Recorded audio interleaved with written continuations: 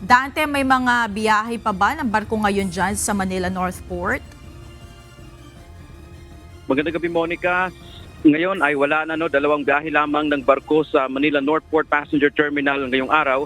Umalis na ito kaninang umaga at tanghali. Bukas naman, Monica, ay isang biyahe lang ng barko ang aalis dito sa pier.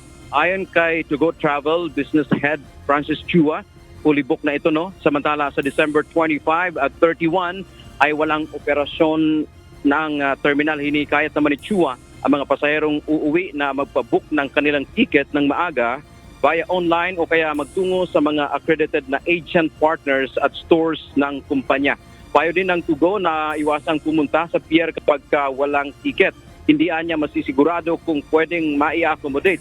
Sa susunod na linggo ay pwede pang mag-accommodate ng pasahero. Ang depende anya sa kanilang destinasyon kung madalian o mahalagaan niya ang biyahe pumunta dito sa pier para humingi ng tulong. Bagamat nilinaw ng To Go na hindi rin nila maipapangako na ma-accommodate ang mga ito. Wala ring dagdag na biyahe ang travel company nitong long holiday season.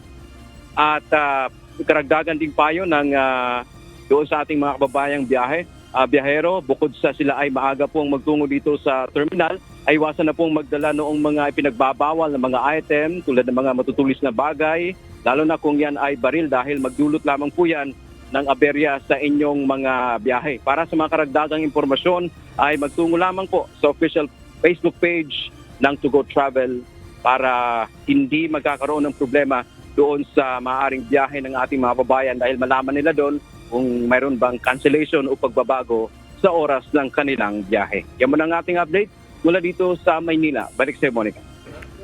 Maraming salamat, Dante Amento.